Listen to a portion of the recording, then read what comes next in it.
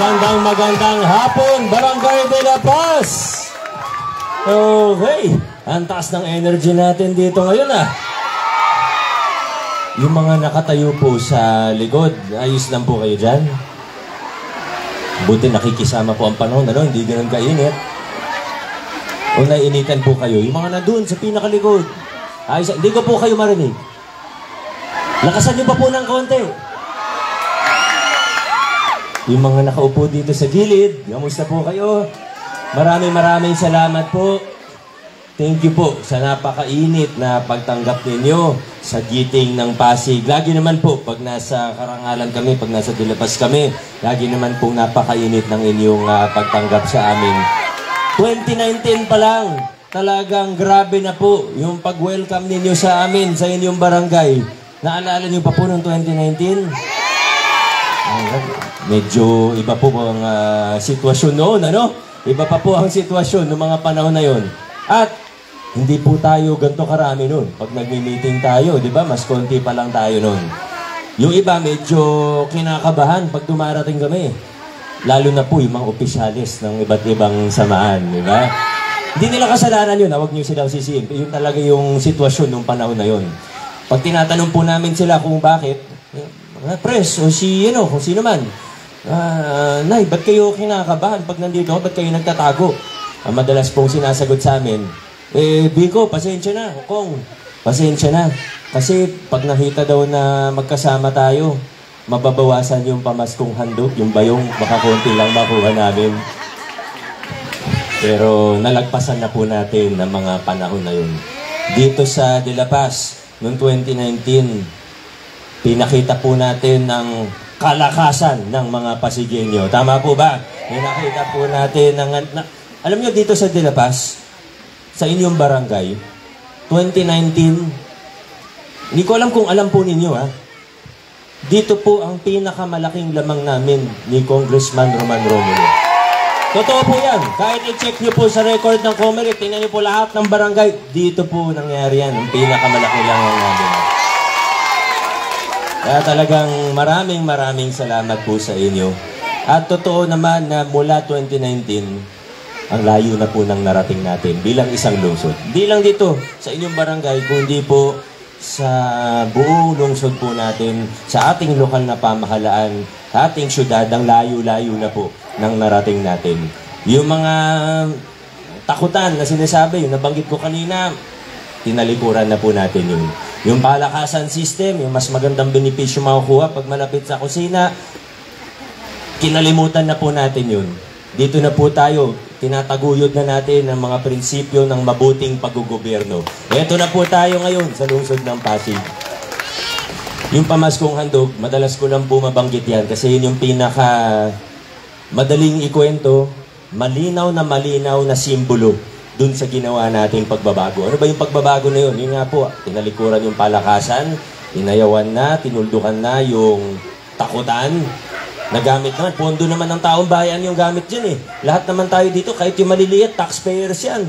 Bumili ka lang ng candy sa sari-sari store, taxpayer ka na. At higit pa rito, naglinis tayo ng ating pamahalaan. Yan ang kaya kong ipagmalaki. Kaya kong ipagmalaki, na kaya kong tumingin mata sa mata kahit kanino. Nasabihin na kahit 1 piso mula sa mga dating kickback, hindi po ako tumanggap. Yung mga... Di ba, napapalitan po natin, yung mga nagtrabaho sa gobyerno, alam na alam po ninyo ito. Kung may kakilala kayong may kontrata sa gobyerno, alam nyo po, totoo yung sinasabi natin na yung porsyentuhan, yung SOP nga ang tawag nila. Yan po yung automatic na kickback. Di ba, naririnig naman po na open secret yan sa gobyerno, di ba? Pinakamababa na siguro ngayon, yung 20%, 30%, 40%. Pero may mga nababalitaan tayo. Kung napapanood nyo rin sa Facebook o sa TikTok si Mayor Maganong, kinakwento niya, minsan lagpas na ng 50%. At marami pong yumaman na dahil dyan. Mga kontratista na yumaman dahil sa ganyang klaseng kalakaran. Noong 2019, una po akong naupo, pinilahan ako ng mga kontraktor, mga dati ng kontraktor sa lungsod, sa LGU natin. Kinausap ko naman po sila. Tinanong ko, baka may concern sila, baka may problema. Marami sila, mga 30 po sila. Umila sila sa office ko eh. Siyempre, bukas ang opisina natin. Tinanong ko, ano pong problema? Alam niyo, tinanong nila sa akin, Mayor, siyempre, kayo na yung mayor ngayon. Tanong lang namin, paano ba kami makakakuha ng kontrata? Magkano ba yung, ilang porsyento ba yung sayo? Tinanong, parapan nila tinanong sa akin. Siyempre ako, medyo na-insulto. Pero naintindihan ko rin, nakalakaran kasi yan. Kailangan putulin.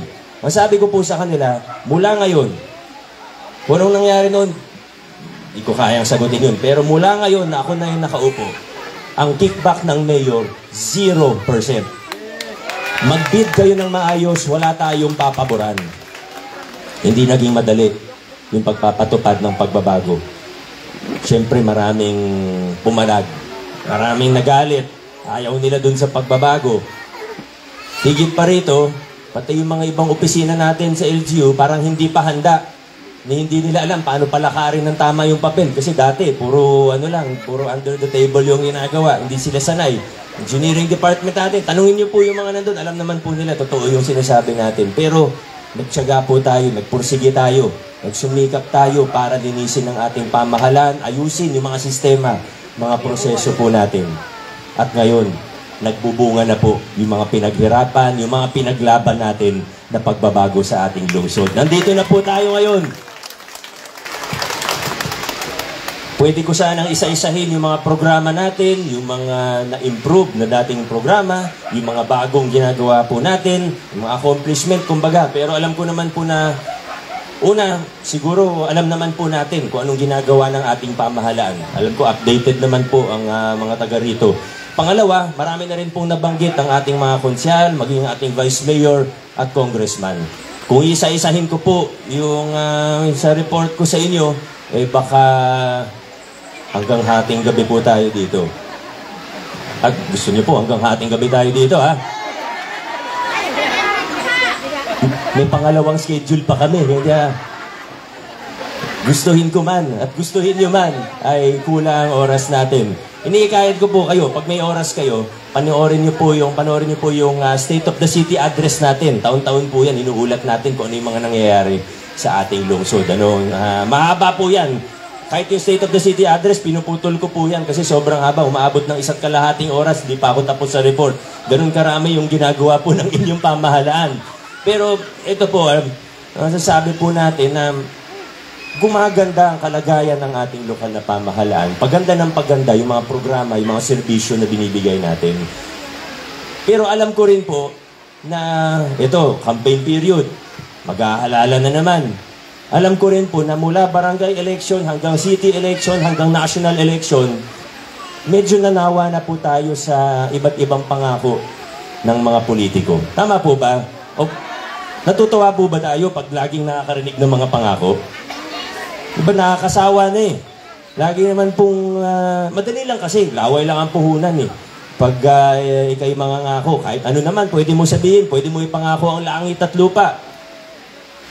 Kaya, kami sa Giting ng Pasig, ang bilin ko rin, lalo na sa mga konsyal po natin, sige, ilatag nyo yung programa ninyo. Kwento nyo yung accomplishment ninyo. Pero wag na wag tayo mangako ng langit at lupa sa tao.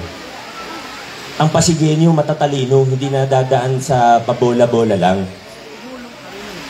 Kaya, ngayong 2025, ako po ay nangangako sa inyo. Hindi po. Ang pangako ko po sa inyo ay hindi ako mangangako. Yan, ibang klase ang pangako po yan. Basta kung ano yung kayang gawin, pwedeng gawin, makikita nyo naman po yung track record ng mga opisyalis ng Giting ng Pasig. Pag kayang gawin na pwedeng gawin, hindi na kailangan marami pang sabihin, ginagawa na lang po natin. Ganyan po ang inyong mga opisyalis, ganyan po ang mga kandidato ng Giting ng Pasig. Yung scholarship, nagsimula tayo, 11,000, 12,000. Ngayon, 25,000 na. Nagkaroon pa ng Pag-asa Scholarship Program. Yung kinukwento ni Vice Dodot kanina, hindi po namin pinangako yan. Pero dahil kayang gawin, ginawa na lang po natin dito sa lungsod ng Pasig. Yung pagpapatayo natin ng Mega Dialysis Center. Alam niyo po ba na ang Mega Dialysis Center na pinatayo ng inyong lokal na pamahalaan ay isa sa pinakamalaking dialysis center sa buong Pilipinas? Hindi po namin pinangako yan, pero ginawa po natin. Yung bago po natin sa PCGH, yung cardiac catheterization na lab natin, kung saan pwede na mag-angioplasty ngayon. Pinangako po ba namin yan noon? Hindi rin po. Pero kita natin na kayang gawin, ginawa na lang po natin. Yung pag-upgrade ng yung kabilang ospital naman, nung naupo po ako, nasa 60 bed capacity lang po yan. Sa kasalukuyan, ina-upgrade, ina-renovate na po siya para maging 120 bed capacity na po. Dumodoble, naging General Hospital, gaya rin ng kwento ni Vice. Hindi rin po pinangako yan noon.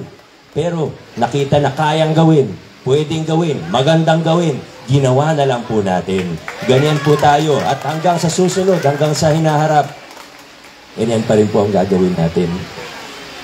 Sa kasamaang palad, may iilan po na gusto talaga tayong iatras. Ibig kong sabihin, parang mas gusto nila dun sa mga lumang kalakaran. Kayo po magsabi kung bakit. Pero kung tatanungin niyo po ako kung bakit, ang pinakamagandang hula ko lang naman,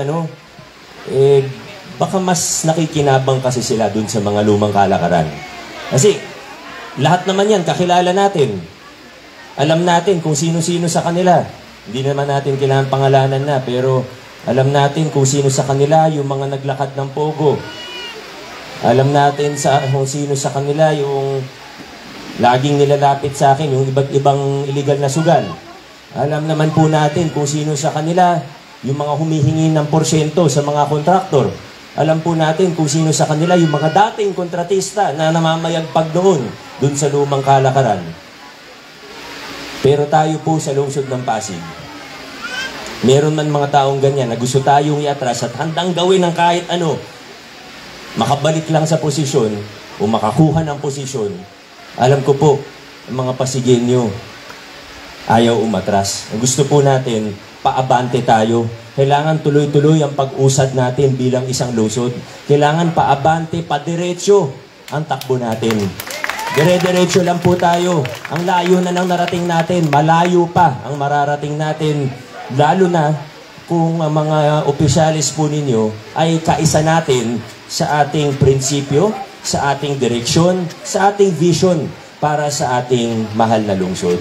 Ang hirap po, isipin nyo po, nakasakay, ang dami sasakyan din sa likod. Isipin nyo, nakasakay kayo sa isang kotse, sa isang van, sa isang jeep, bus, kahit airplano. Yung driver, yung nagmamaneho, gustong dumiretso. Pero yung katabi niya, yung nasa likod niya, inaagaw yung manibela, gustong kumaliwat kanan. Disgrasya po yun, mahirap po yun. Delikado po yun. Ganoon din po sa ating lokal na pamahalaan. Alam mo, punta kayo sa ibang bansa, sa ibang lokalidad, wala nga vice mayor. Alam mo bakit? Kasi iniiwasan magkahiwalay na ibang direksyon ng dalawa, vice mayor, mayor, magkaibang direksyon. Hindi po pwede yun. Magulo po yun. Pero swerte tayo dahil sa Pasig, nagkaroon tayo ng isang vice mayor na may prinsipyo. Nagkaroon tayo ng isang vice mayor na totoong nagtatrabaho. Vice mayor na pagkailangan mo, nandyan. At ang bilis, talagang nag-iisip din ng mga solusyon, nag-iisip din ng programa. Yung Pag-asa Scholarship Program, siya po nakaisip nun, hindi po ako. Talagang ang swerte natin, meron tayong Vice Mayor Dodot Jaworski. Yung mga konsyal, hindi ko na po isa-isahin. Pero ikwento ko lang po sa inyo na nung una po silang nag-a-apply sa akin, yung iba sa kanila noong 2022, yung tatlong bago nating kasama ngayon 2025. Nung una kaming nag-usap, ang unang tinanong ko po sa kanila ay bakit nyo ba gustong tumakbo? Anong intensyon ninyo? Ba't gusto nyo tumakbo? Kasi kung ang intensyon nyo lang ay para kumapal ang inyong mga wallet, hindi kayo bagay sa giting ng Pasig. Pero kung ang intensyon ninyo, kung naniniwala kayo sa direksyon ng ating pamahalaan ngayon, tungo sa tapat, maayos na pamahalaan, pwedeng-pwede kayo sa giting ng Pasig. Kaya itong 6 na kasama po natin, 3 re-election, 3 bago, sila po ang mga kasama natin na talagang tutulong para lalong mapabilis pa, lalong mapaganda pa ang ginagawa ng inyong pamahalaan. Siyempre, huli, last but not the least, ang ating congressman. Ang totoo, kahit di ko naman po siya banggitin, kilalang-kilala nyo na po at nakita nyo naman ang kanyang track record. Kung di pa po kayo, kung di nyo po alam kung ano yung mga nagawa niyang batas, basahin nyo po sa pamaypay na pinamigay po niya. Sigurado magugulat po kayo. Paano nagawa yung ganito sa 3 years lang? Diba? Paano nagawa ito sa ilang terms lang? Ang dami niya pong nagawa. O yung ibang congressman, baka minsan lang nagpapakita sa trabaho o hindi niya masyado Congressman natin, siya mismo nagsusulat ng mga batas na yan. Siya talaga nagtrabaho para dyan. Congressman Roman Romulo. Kasama ang mga konsyal, vice mayor, congressman natin. At syempre, huwag niyo kalimutan yung mayor. Kasama ang mamamayang Pasigueño. Marami na tayong nagawa na pagtagumpayan. Pero sa susunod na 3 taon, basta't nagkakaisa tayo, magkakasama tayo, tuloy-tuloy lang po tayo, paabante lang po tayo, sigurado po mas marami pa tayong mapagtatagumpayan. Mas marami pa tayong magagawa. Maraming salamat po sa inyong lahat. God bless po sa inyo at God bless sa lungsod ng Pasig. Ang giting ng Pasig.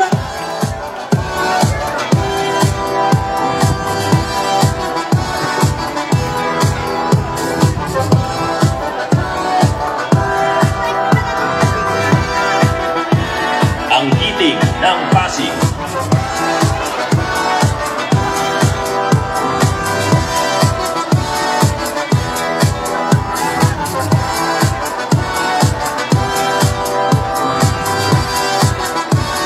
Tayo ang giting ng Pasig. Romulo Soto Jaworski. Tungkol sa Rosario Sports Center. Diba? Sinasabi po nila yan pag nagtatalumpati sila. Rosario Sports Center, magandang project po sana yan. Medyo masikip lang sa Lusaya Pandres, pero maganda pa rin, mapapakinabangan natin. Ang problema, nung naapo ako noong 2019, may kaso po yan. Hindi ko na po ipinag-a-announce. Mula 2019 hanggang ngayon, basta inaayos po namin ng legal department. Tinatanong ko sa COA, pwede na ba namin tapusin? Sa ngayon, hindi pa. Wala po akong magawa. Alam po yan ng mga nagsasalita. Yung mga nagkukwento tungkol doon, yung mga nagsasabi tungkol doon. Alam nila yun. Alam nila yun. Imposibleng hindi nila alam. Kung hindi nila alam, edi sana pag-aralan muna nila bago sila magsalita.